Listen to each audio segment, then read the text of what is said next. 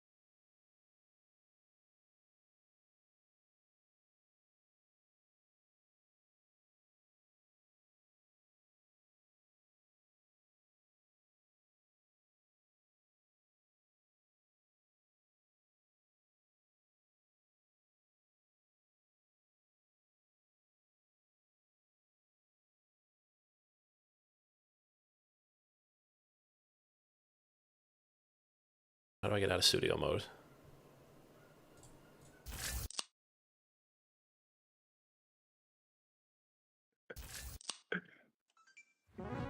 It's like I'm in a James Bond movie.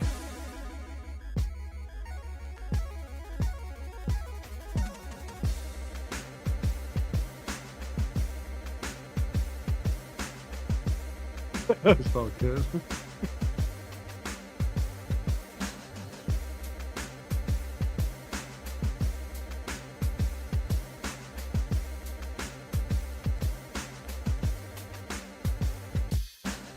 Yo, welcome back to Not Another Gaming Podcast. It's your boy Papa Don. We're back live, direct, and handsome, and Chris P is back in the building for one night only.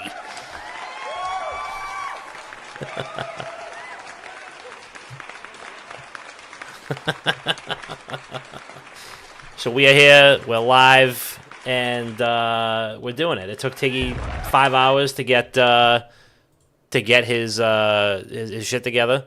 And the desktop audio was muted, so nobody heard you. We're just gonna do it overwards. We're gonna do it over. We're doing it over. We're doing the whole thing over. On this episode of Not Another Gaming Podcast, we are going to be talking about backyard sports coming back, COD Next, Black Ops 6 reactions, and a couple of tidbits from the War Within, World of Warcraft, early access, some impressions, some reactions, some feelings, a lot of emotions, and we're doing it all right now on episode 403 of Not Another Gaming Podcast. Let's go!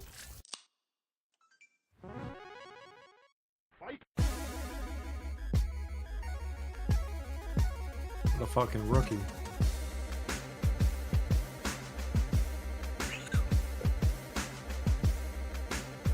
The hardest one's the next one.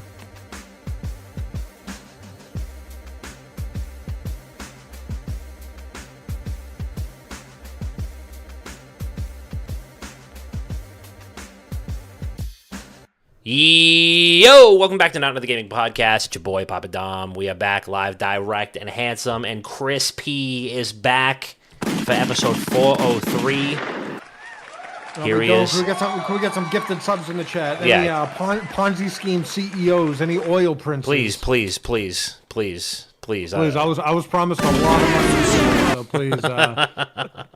please donate. Please consider subbing. But no, they sent out the bat signal and it said backyard sports and Call of Duty, and I said, you know what? I'm just a man. I'll be there. I'm in. So we're here. It's great. Everything's beautiful, and of course we have a man who I appreciate very much, but who could not have taken any fucking longer to get dressed if he tried. Tiggy, how are you doing? You know, you take a little bit longer to get dressed. That's a little more quality time you can spend with your significant other. A friendly tip out there, a George Costanza move that I will stand by. But to be honest, I just had to guard the wall a little bit longer. So everyone's welcome for a little more freedom I provided today. Excited to be here. So excited for Chris to be here. I had no idea Chris was going to be here. So I'm going to be smiling even more today. Absolutely. Dom doesn't understand how it is, like me and you, how we get ready. You know, we care about, our appearance and our wardrobe. He'll never understand that. Oh, that's nice. That's very disrespectful because I'm wearing a fucking really nice shirt here today. So Sorry. Me too. This is new, actually. I don't believe that for a second. I don't believe that for a second. No, I probably haven't washed it in months either, but there you go. All good. Well, hey, we're here now, and we're doing great. And Chris, it's been a little while since you've done one of these, but let's talk about the weekend, shall we? I also don't even know if the sound effects are playing because for some reason they're not playing on my headphones. But if not, I'll edit them in post. But Chris, how was your weekend? What'd you get up to? You were traveling a little bit, were you not? Yeah, I was back this weekend, but week prior I was in California for a friend's wedding. So shout out Denz and Julia. Beautiful wedding. Real hot in California. Not gonna lie, kind of miserable. But all I could think of when I was there was Grand Theft Auto. Everywhere we went, I was like, wait, I've seen that in GTA. And like, I was on Venice Beach looking for Franklin. I was like, what the hell's going on there? There was like one tunnel. I'm like, holy shit! Like this is the tunnel from GTA. The guy's like, yeah. We have tunnels here, man. I don't know what to tell you. I was like, yeah, hey, whatever. But for this weekend, I didn't do much of anything. You know, I'm really saving the mind, body, and spirit for the Black Ops 6 beta this weekend. Which it's kind of selfish that it fell on, you know, Labor Day weekend. So we got to be better. Call of Duty, be better. So I'm going to be praying for rain that, you know, barbecues get canceled, and I'm going to be sitting on my fat ass playing. But yeah, all in all, decent weekend. How was yours? You know, not bad. You know, pretty uneventful. Largely just worked. You know, worked on some house stuff. We went to a concert with my brother Keys. Shout out to Keys. We went to go see a 2-night rap battle event, which was just about 35 minutes away from our house. Normally they're in New York and Canada and Florida and California, but like every couple years one of them pops up in Massachusetts, and this was the sixth edition of that they've put on in Massachusetts. So we did that. That was a great event. Probably the sketchiest venue that I've ever been to. I'll tell you what, you know, it's a smell that I can only describe. There was a lot of smoking indoors, so I just smelled like I just spent about 5 hours at my Nana's house. God rest her soul. But you know, it was a lot. It was a lot. I had to wash my clothes like basically every night. So because otherwise I came home smelling like a fucking ashtray, and not just a cigarette kind of ashtray. So, but yeah, good time, good event. Good people, you know, we got, you know, and we're nice and close to home, so it was cool to enjoy that. I've been playing a lot of, well, not a lot, but as much as I can of World of Warcraft. The War Within just came out in early access a couple weeks ago, so for all the pros that, you know, just started playing it on Monday, you got to get your bread up, because the early access, I mean, I've never been like an early access guy. You know, there's a million games that do it now, like pre-order for early access or get the deluxe edition for early access. But I ended up buying into that this time, and got to play it for an extra week. Game's awesome. Already hit level cap, and now we're into the end game kind of you know, rotation and grind. So it feels really good. I'm gonna get a little review in progress up on WGG pretty soon. And oh yeah, and on Thursday I got a little preview of St. Anthony's Feast in the North End. That was nice. Got out of work, walked straight down to the North End. You know, little sausage, peppers, and onions, a couple slices of pizza, a little arancini, and then I went home. So that was good. Tiggy, what about you? Hell yeah. So like Chris, I also took an extremely long vacation. You know, I hail from the hot city of Phoenix, Arizona, and I went all the way to Scottsdale, Arizona, just across the city. So a little less hot, unless you're talking about the women. And we had a little staycation over there. My roommate, Troy, he's got folks that live over there. So we were over there, extremely incredible accommodations. Played a lot of golf on one of their sick golf courses over there. And extremely happy I'm still shooting well. Hand up, last 10 rounds, I have not shot above an 85. So for those golfers out there, that's pretty solid. I've been playing really well. And I was telling my other roommate, Chase, yesterday on the golf course, you know, me playing better at golf is directly tapped into my happiness right now. And I don't know if that's healthy or not, but it feels good to be somewhat good at something. Yeah. Because unfortunately, my League of Legends skill is diminishing by the day. Oh, no. Last split, I made it all the way to Platinum. This split, I have fallen all the way to Bronze 3 right now. Jesus. So, I mean, how the mighty have fallen. I mean, this is if Faker would lose like 2 games in a row or something. So I have fallen quite a while down there.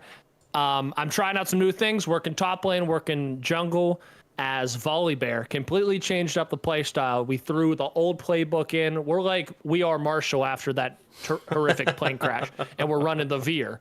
So we're trying brand new things, and we're getting better, and we're having a little more fun. So hopefully that'll in turn change to wins in the near future, and that's what we're focusing on right now. That game is so ass. I don't know how the hell you play that, dude. Like, only fun time I had playing League was like me and a couple buddies would play ARAM, and like even when I'm playing that, I don't know if I'm helping. I feel like I'm doing everything. I feel like I'm hitting everyone and, using my, there's too many buttons. First of all, let's get into that. You got to build things. And like, luckily they suggest things to buy and they're like, Chris, you have gold, spend it. I'm like, oh, well, like, what do I buy? They like, just click around. I'm clicking and I think I'm frying. And then I look at the scoreboard and everyone's like, like, a moo your ass. I'm like, okay, like it's first off a 2 I rolled. Second of all, like I thought I had a 40 bomb. I have two kills. Like so I'm like I'm good, and then I'm getting yelled at. Like no one that plays League is friendly. No. Like even your friends turn into the ultimate, like the most ultimate prick you can think of. Yeah. It's just like they yell at you and then they backtrack. I'm like, dude, I'm just fucking with you. No, you're not. Like you were actually mad. I could tell. And now I'm nervous. Now I'm nervous. I can't play to my full potential. But that game's shit. I don't know how people play that. Yeah. No, it did. Yeah, it's just like get screamed at the game. Yeah, I mean, it's honestly, I mean, it's got to be. It's easily the most toxic game out. I mean, I think Valorant actually might be worse because people can actually use their mics to scream at you and not just text. If there was voice chat in League, we would have World War III would have already happened. It would have already come and gone.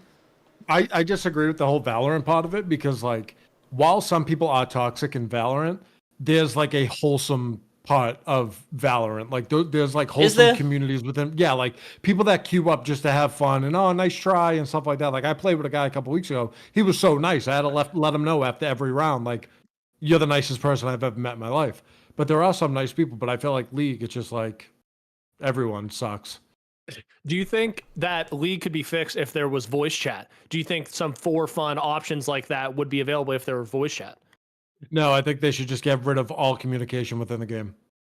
What would you say if League of Legends, before Valorant, held up the entire studio of Riot Games? That inherently is going to make probably the best MMO in the future, in the next 20 years.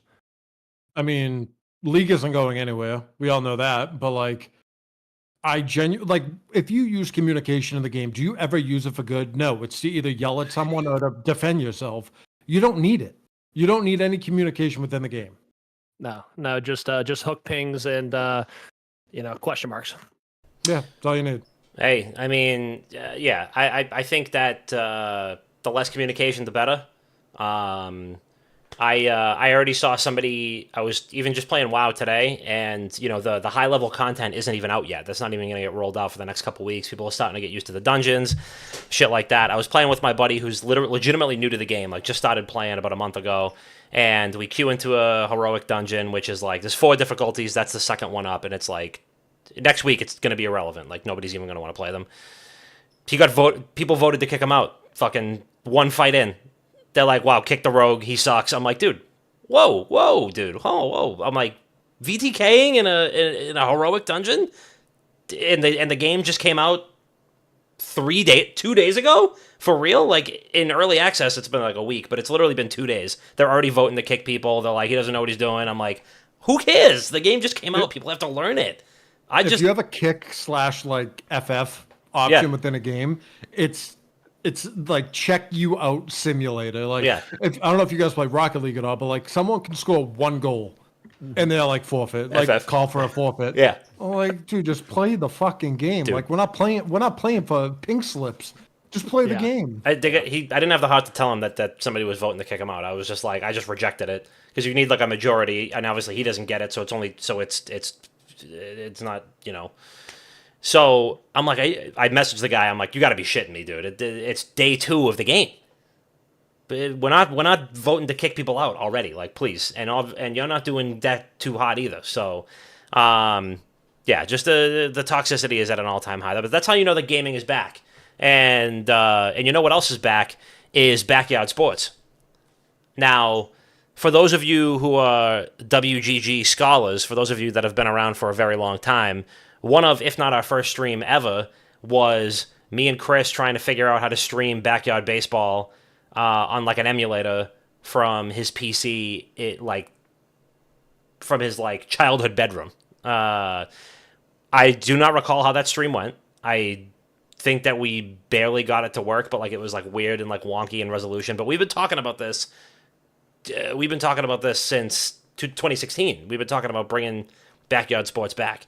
And I think even during that time, there was there was like a reboot game in like 2016 or 2017. I did a brief, scouring of the Wikipedia page for the Backyard Sports license, and it's changed hands like 6 times over the last 5 years. And it has now landed in the lap of a company called Playground Entertainment, and they're going to be doing like all these, educational / fun, kid-oriented sports content. So animated stuff, movies, TV, cartoons, video games, and along with that, they have the Backyard Sports license. So I'll turn it over to you guys on how you feel about Backyard Sports being back, in what form you would like to see it come back in, and what we might be able to expect from the Backyard series. Chris. Chris, head us off here. So I was going to ask, is like the social pages and everything that we've seen popping up, do we know that those are even legit right now? I'm going to assume that they are, just because like the company behind them made a formal announcement and was like, we're bringing the franchise back, like more to come. So I'm going to assume that they are, but they seem like they're just kind of like firing tweets off at the hip. So until, we see them, engaging in some like weird activity on social media, we're just going to go ahead and assume that that's for real. Yeah. Okay. So with that being said, that was like a big thing of mine. Every time I look at it, the page is growing so fast. So people are believing it. And obviously there's a little piece of doubt in my head. I'm just like, okay, it's not just Backyard Sports, is like underscores and all this. Yeah. It's like, I don't know, something like seemed a little off to me. But like, I'd be lying if I said I wouldn't be excited if it came back. But there's also a part of me that's like, gaming has changed so much since that was an actual thing. And just being able to play games within the game is not enough to make it stick around. They have to have some sort of, and it sounds ridiculous, but we have like MLB The Show, where you have, Road to the Show and Dynasty Mode and all those, where like, that's what people play towards, right? And people love opening packs to like, build their teams and stuff like that. That is why baseball games are still, I would say, a hit. The only reason I play the show is to play Road to the Show. Mm-hmm. I enjoy like the story to it and going through AAA, AAA to the big leagues and keeping track of your stats. You have accolades. You could be, best like RBI leader, home run leader, like stuff like that is fun to me. And I am nervous that this game is going to shine bright and crash hard after like a month, if it actually does come back. And only thing that's going to save it is a young demographic, like kids that want to play this game. Like, I can't see myself grinding Backyard Sports anymore. No, like, we need to get the 5-year-olds off of fucking Warzone, and we need to get them onto Backyard Sports. That's where they belong. Yeah, the world would be a better place if we did that. Yeah, 100%. But like, I'm also excited for these kids to learn, who Pablo Sanchez, Mikey Thomas, Keisha Phillips, Ahmed Khan, Dmitry Petrovich, get to know all of them. 100%. And like, just to have them be like a household name again, I say them like they're my actual friends. Yeah. But like, like my friends and I still talk about it to this day. Like, Dimitri's a problem from downtown. Like, get the rock in his hand from the 3-point 100%. Line. It's a wrap. You're not winning. He's like Peja Stojakovic with glasses. He was unbelievable. But yeah, I'm worried for it. Again, I think it'll come out. It'll be a cheap buy, probably like, $10-15. Mm-hmm. And I think it's just going to be a game that exists there to waste some time on and never really get much traction from there, which hurts me to say, but I feel like it's the writing's on the wall. All right. Takey, your thoughts? Yeah, I mean, I could definitely see that, but there's nothing wrong with it being just like a small gag game of being, like a $10-15 price tag. And, it could be more of an offline game. You could play it. I don't know if console would be an option, but I think that'd be a good option for console as well, to just, have it in the living room. You could play with your roommate or friends come over and stuff. But I could also see a way where, there were professional athletes in those games. Like Alex Rodriguez was in the Backyard Baseball, Frank Thomas, I'm guessing football. There's probably like Peyton Manning back then, Tom Brady. He was in there. Like Steph Curry was in the basketball one. I think the last one. Yeah. So you can have new pro athletes like that. You can maybe do some sort of, I don't know if they want to go full microtransaction with packs and stuff, but like, hey, you could get a new athlete. Like, there's a new athlete pack. Backyard Ultimate Team.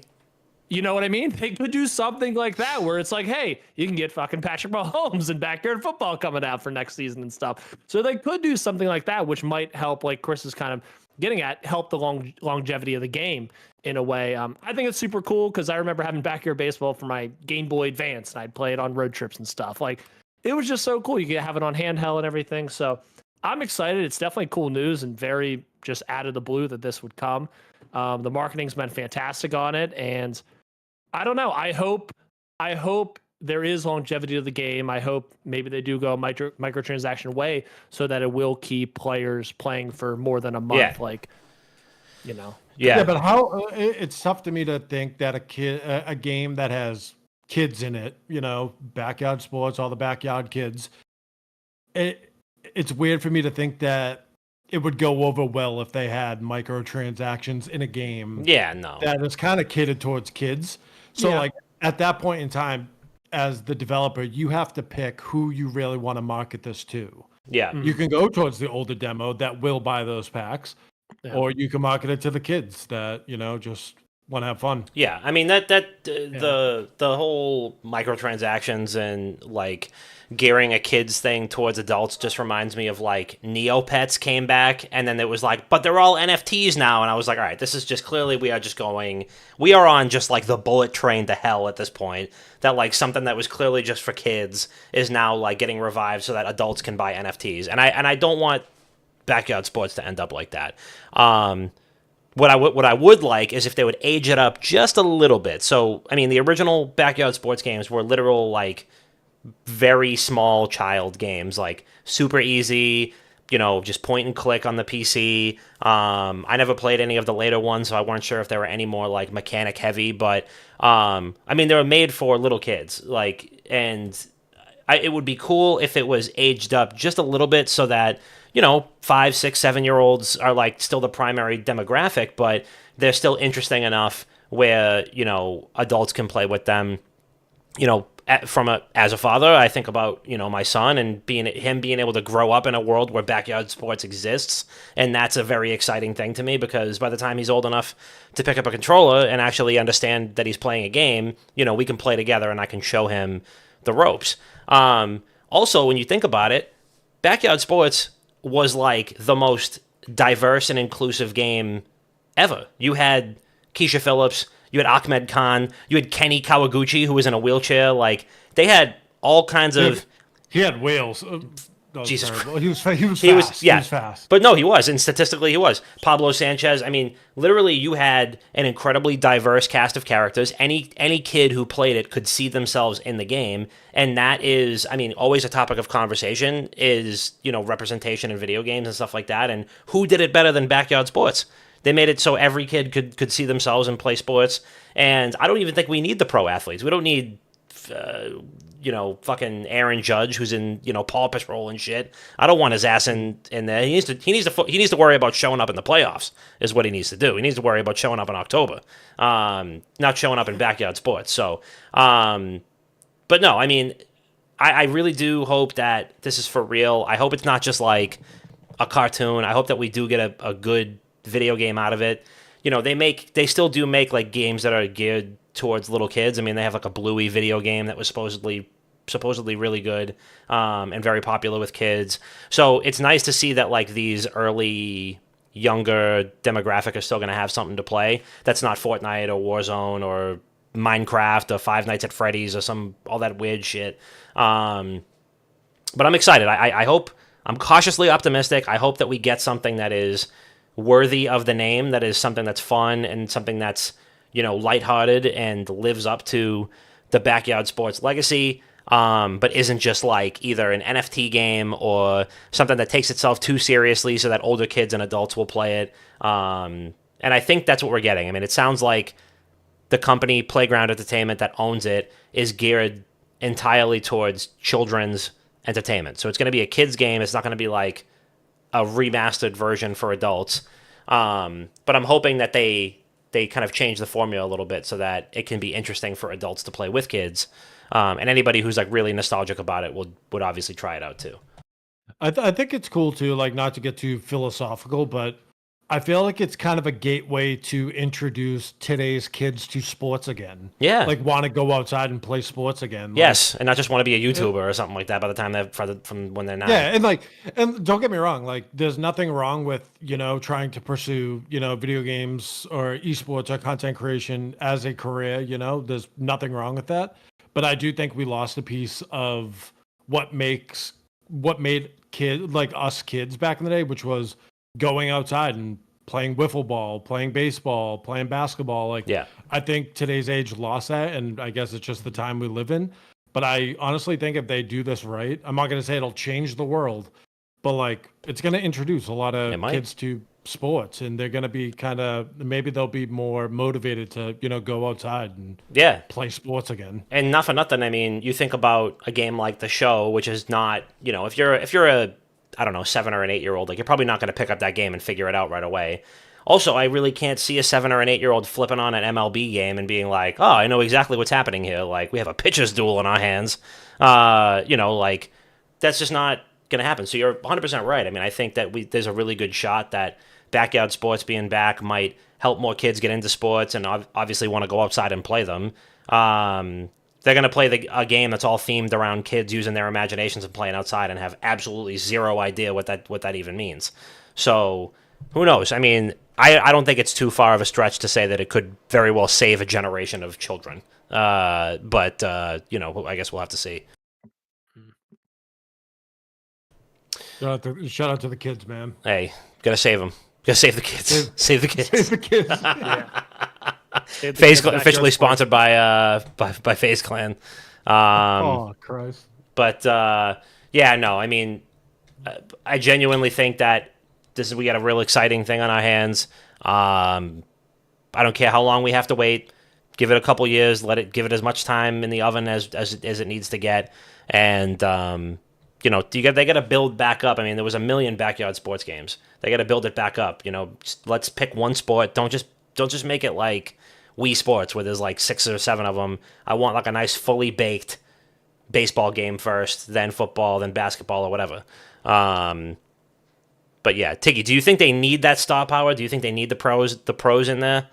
Or do you feel like backyard sports would be all right without it? So I don't think they need the star power, but if they're not going to use the star power, it's going to cater to an older demographic. Like it's going to cater to us that know, Pablo Sanchez and all those stars. Cause like I'm struggling to think of what athletes were actually in the games, but I know A-Rod and Frank Thomas were in the baseball game cause that's what I played the most. I don't actually know. Yeah. Yeah. Ichiro was in it too. Nomar, maybe Pedro Martinez was in there too. Like it would have been around that time. Or Randy Johnson was in there too. So if they don't use actual athletes, I think it's just going to cater to an older demographic, which is fine if that's what they want to go. And that's probably who they want to bring that nostalgia back to anyway.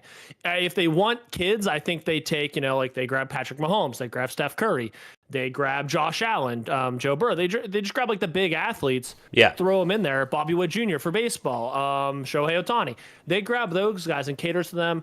Put them in the game. If they want to re-add them, maybe they do like Fortnite where there's like a Fortnite shop and it's like, hey, you can buy this character for, I don't know, so many backyard points or something like that. I don't know. They could do something like that where they add in new characters to some degree to not make it super microtransaction-y, but I don't know, be able to purchase a new athlete every once in a while. That might help the game keep progressing and, spice it up a little bit. So you never know.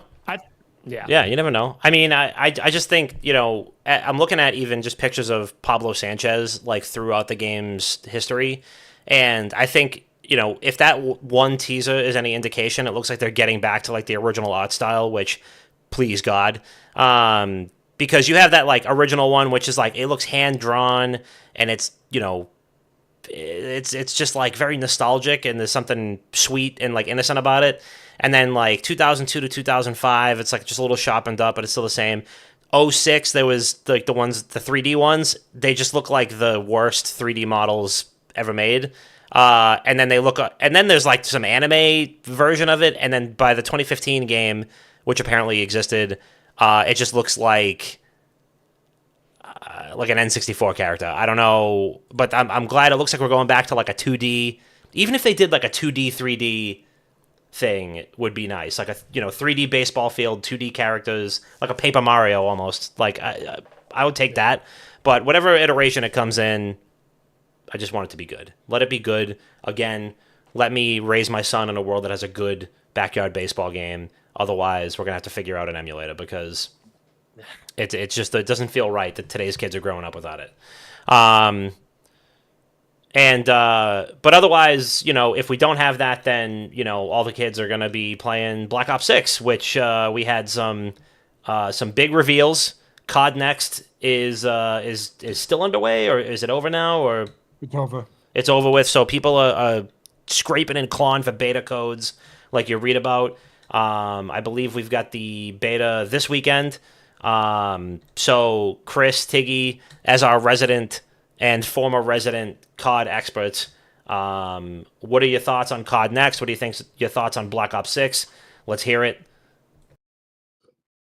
So I watch all of COD Next, and I want to start it by saying phenomenal job for like production and the show that they put on. It sounds like they really took care of these content creators, and even like they rolled out the orange carpet for them when they got off the shuttle to go in, and they had a big fucking something from Zombies, like Big Monster. I don't play Zombies, so I don't really know the name of it. They had probably like 20 people lined up on a motorcycle not saying a word. They had fake zombies walking around like if you were at a haunted house. Wow. There's people just like walking around and like jumping at you, stuff like that. Somebody got married. Someone got married at the after party, so they ended up renting out like a huge roof deck somewhere. Wow. And they hosted everyone up there for like a little cocktail hour. And then they had a wedding up there, like a couple that met on, I forget which Call of Duty it was. It might have been the OG COD, because they said Crash, I believe, in it, which was OG COD, and then they remastered it at some point. But they had a wedding up there, and I think one of the lines was like, "Our bond is stronger than any meta could ever be," which brought a grown man tear to my eye. They were like, it was love at first snipe. It was beautiful scenes. Wow. But the event as a whole looked awesome. This year was different. It looked like they catered a little bit more to people that stream instead of, just your normal YouTubers and stuff like that. They really, try to prioritize, the streamers. And it was just really great to watch. And then as for the game, multiplayer in my eyes has been due for a resurgence for a long time now. Was that a pun? Because no pun intended. But like Warzone has kind of been, the baby, the thing that they really took their pride in and really sunk their time in. And it kind of feels like within the past, 2-3 years, maybe even longer, to be honest. No, probably 2-3 years, yeah. Multiplayer's kind of taken a backseat when it comes to a priority. Again, it's what it seems like. I'm not saying that, the devs and the studios are actually putting it on the back burner. But from what it looks like, there's a heavy emphasis on multiplayer this year with, mastery camos in multiplayer, zombies and Warzone, separate, camos you can grind out. The OG prestige system is back.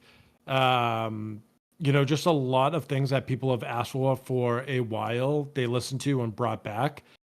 And I was always a multiplayer guy, but I always felt like, again, within the past 2 or 3 years, there was no payoff to grinding multiplayer in my eyes, right? Like once you hit max level, it's like cool, like every here and there, you can unlock a new camo, like Wahoo, like I don't know, there wasn't much of a drawback into multiplayer as soon as like ranked play came out because everyone went over to ranked play. But it sounds like multiplayer is going to be back. The game as a whole looks like Cold War 2.0.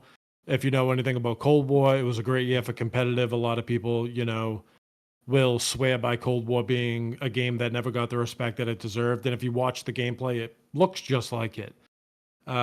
Introduction of Omni movement, which is a huge risk. It changes the game a lot. But I think we're due for that, right? Because if it's not boots, it's jetpacks. So how are you going to spice up boots? And I think this was the way to do it. And I think it cranked up the, the skill gap again.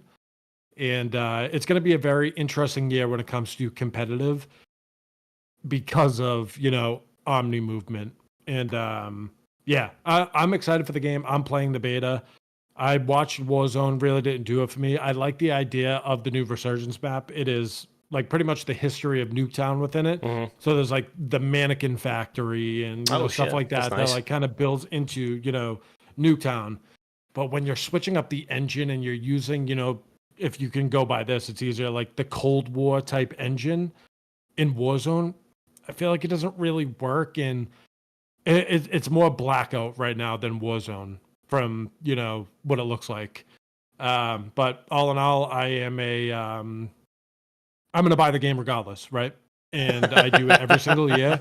And I am ready to be hurt as I am every single year. But I'm just excited to grind, multiplayer again and do it for a reason. And hey, rank play comes out in season 1, which I believe is the shortest amount of time that it's ever been within a Call of Duty title to actually, come out. Yeah. So I think that's massive to kind of keep that going. I just hope they do something about cheaters, because if you play MW3 right now, it is absolutely brutal. But yeah, Black Ops 6, I'm hopeful. Please hurt me, but please be great. Yeah, no, totally. I mean, I definitely agree. I mean, there's no point in getting excited for a game, but people are just going to cheat relentlessly in, so they got to figure out Ricochet, and they need to, or roll something else out entirely, because the cheating problem is just it's just everywhere you turn. It's just absolutely insane. So, Tiggy, what are your thoughts? Yeah, I didn't watch the whole production, but I saw a lot of clips of it throughout the day and stuff. I want to echo a lot of what Chris said.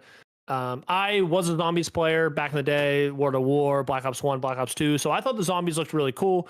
Round-based zombies again, kind of going back to its roots where the past couple of zombie iterations, and Bob's not here to echo that as well, because super excited to get round-based zombies. They're going to tell the story of, looks like Dr. Richtofen again, with all the trailers, so super cool. The old cast coming back. It's going to be really cool.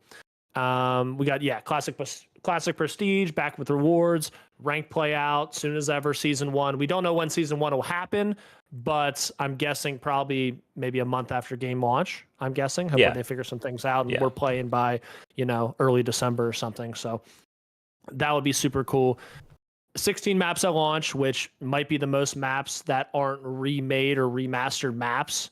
So excited for that. And I think they've mentioned as well that they're going to bring some Modern Warfare 3, old Modern Warfare 3 maps into this game, which I'm a huge Modern Warfare 3 fan from back in the day. And I can only name about 2 of the maps, but I think all the maps could actually be played competitively when you think about it, when you go back.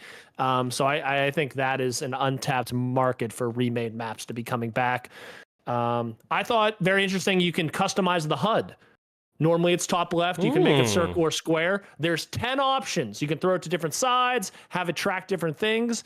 And I thought that was very unique and something very customizable that they've never tapped into. I think other games should do that as well. I'm talking to you, League of Legends, because Call of Duty map top left, League of Legends, it has to be in the bottom somewhere. Yeah. So I used to never know what was happening on the map because I would never look down like that. The Omni movement, I think, is very unique. The old heads are going to absolutely hate it. But, I mean, that's how, like Chris said, you just amp up the skill. With competitive coming back, theater mode's back. So if you need to watch VODs, if you want to see what the other team's doing off certain breaks and stuff, it makes research on that a lot easier. And you can kind of probably, I'm guessing, study more timings of who's going to get to this point where, what point. So it's going to help coaching and just help higher competitiveness throughout the year. And naturally, with that, there are going to be some broken perks. There's one you can camouflage yourself as an enemy, and you won't show like a red dot above your head. Yeah. But you're an enemy. It's called like Sleeper Agent. It's a failed upgrade. Oh, Jesus. I saw a clip of that. So obviously that won't be in competitive, but in the pubs, like some perks like that are going to be excruciatingly annoying. Oh, not to cut you off, but one thing that's going to be a content gold mine that is added is body shield, meat shield, whatever you want to call it. So you can go behind someone and, hold them with like your gun, and obviously they'll die if like their teammate shoots them. But as soon as you go into meat shield mode, both microphones are activated with just you two. So like, no, let go, no, like, like that is going to be, super fun. And then before you take over, Dom, I know I kind of hinted at like Warzone and how like it'll be before Tiki jumps back in, rather, if you're not done. One thing that kind of scares me about Warzone is, and I know you could argue that people have been asking for it and all that stuff. They kind of just use their get out of jail free card with announcing Verdansk coming back in the spring. So like, I don't know. Are they confident in the game if they do that? And like, I don't know. And again, they might just be, giving the audience what they've been asking for. But I think Warzone within this whole thing scares me a little bit more because what I've seen today didn't really do it for me. Okay. I think I will think they're using one of their big cards, but I think, and you mentioned it earlier, that they could do for an ultimate, like if it's going really bad and Verdansk is only like a season or two and then they take it away again, what they could do down the line is they could throw in the Blackout map. From Black Ops 4, where you had to buy the game. So not a lot of people have played that game because now Warzone is free.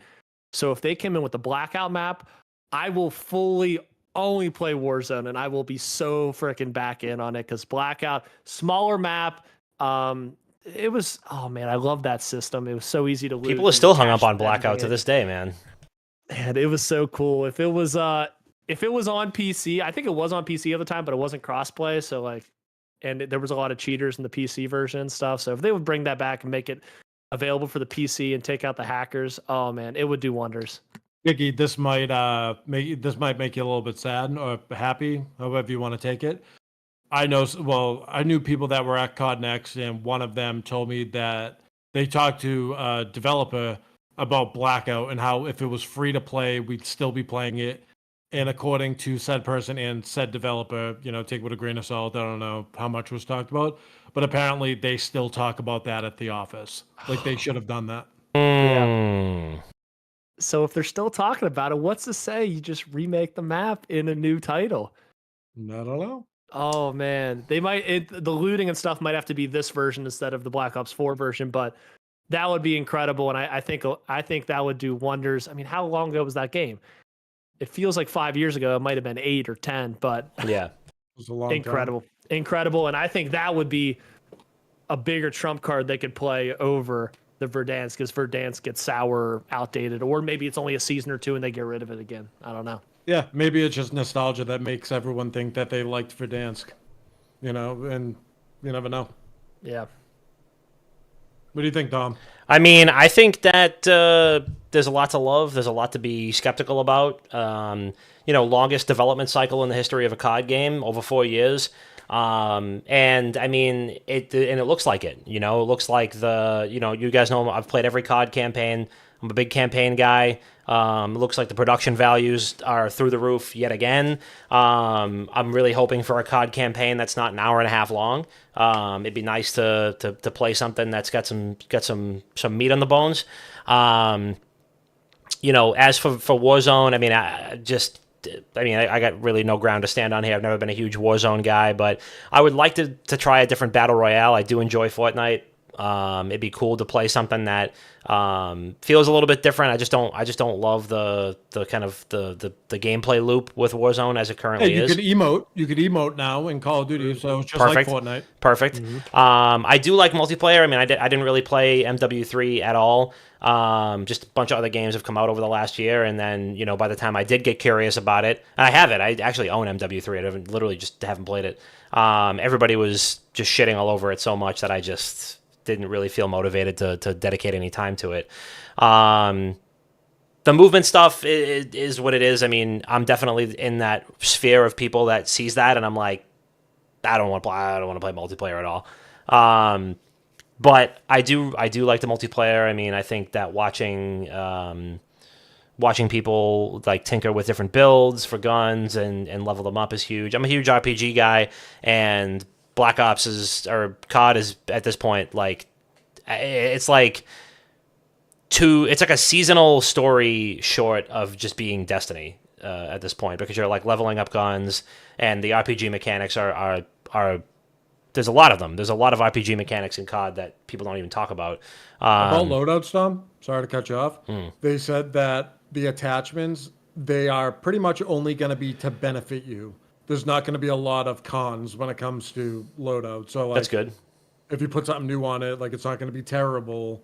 Like if anything, it'll be better. Yeah, it's cool. It'd be cool to to have a little bit more of a balance between the different attachments so that you can play around with them and not feel like you're locked into using one specific meta gun and like placement. Everybody's going to have their different opinions and preferences too, but I mean, in the past I literally was just like, what has the fastest ADS speed that I can get on this gun so I can just like aim assist right on somebody's head as quick as possible.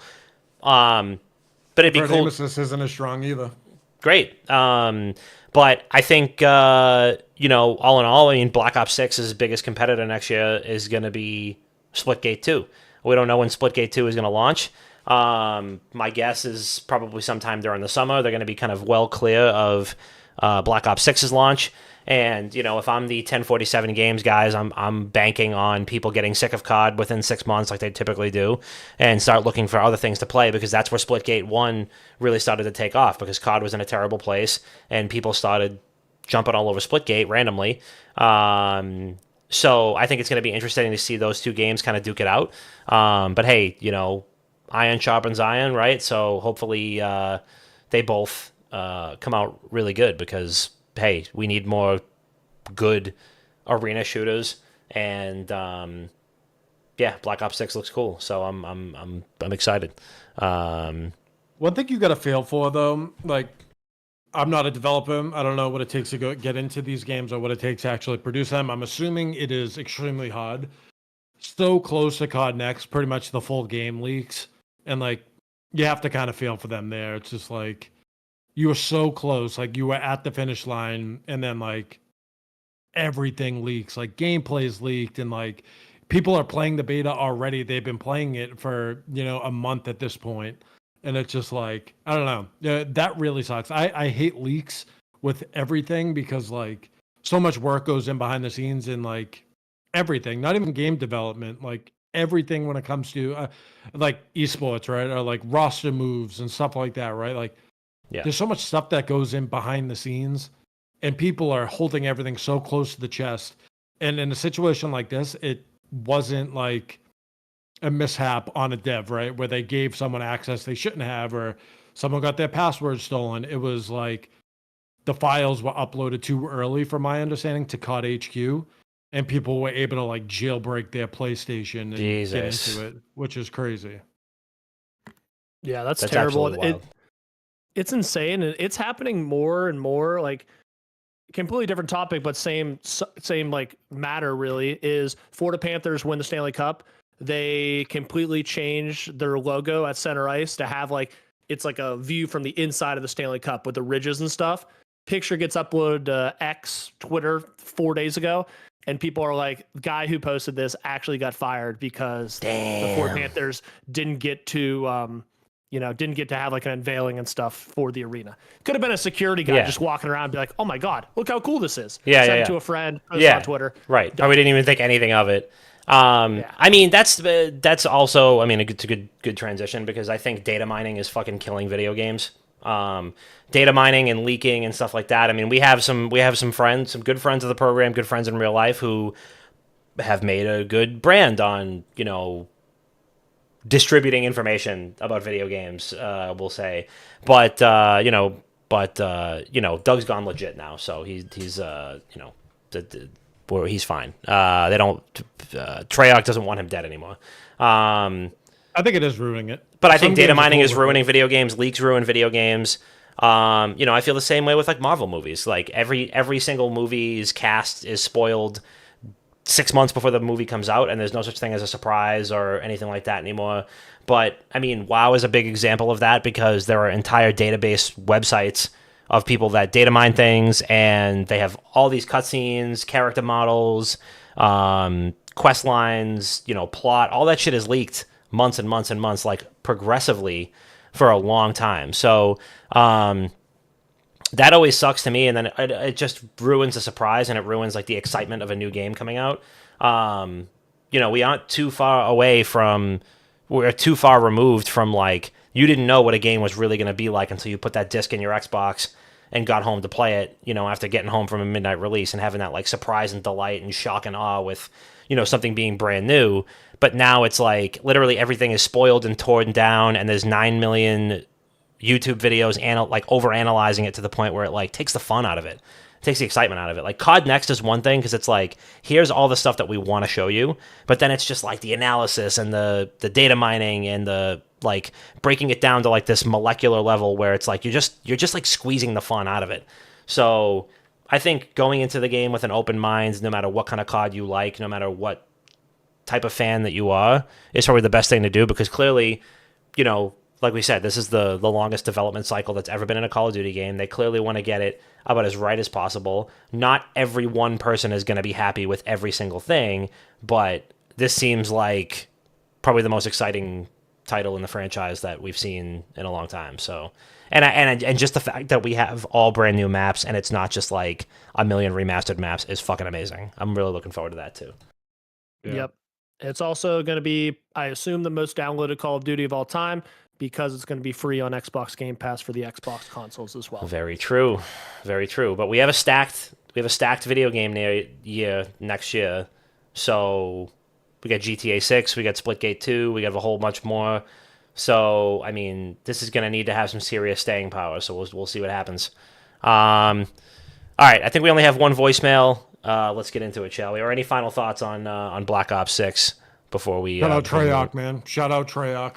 Yep. Shout out Treyarch. Shout out Call of Duty World at War, the best Call of Duty ever made. Don't forget.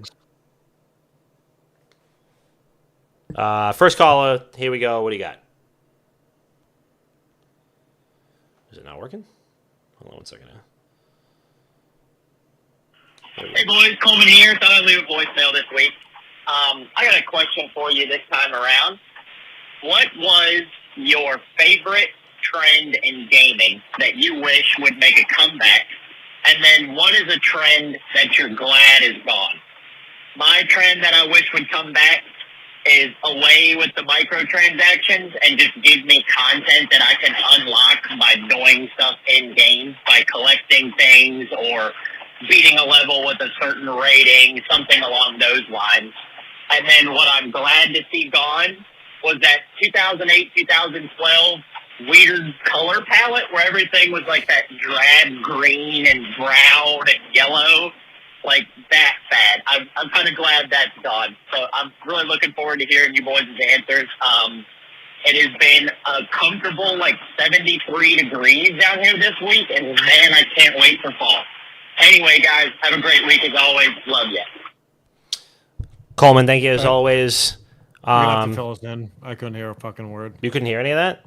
I heard, but it was a lot of mumbo jumbo. It's what's one gaming trend that you would like to do away with, and one gaming trend that you would like to come back.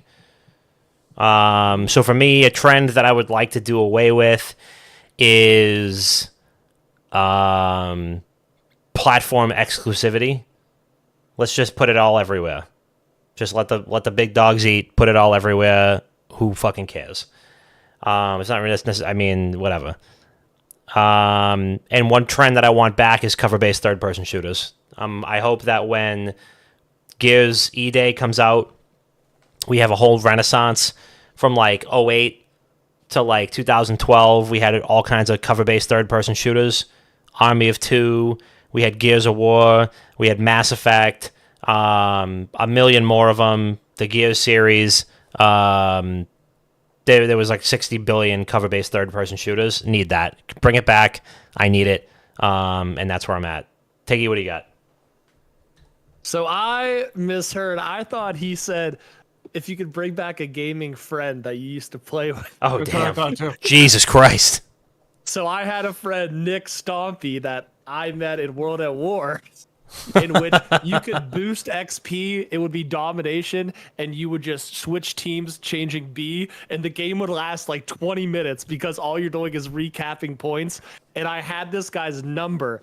I called him and I was like, all right, you got your lobby, you got mine. All right, cool. 3, 2, 1, search. And we would search till we got in a game together. Oh my God. To just milk XP. This random kid from Indiana, I think, at the time.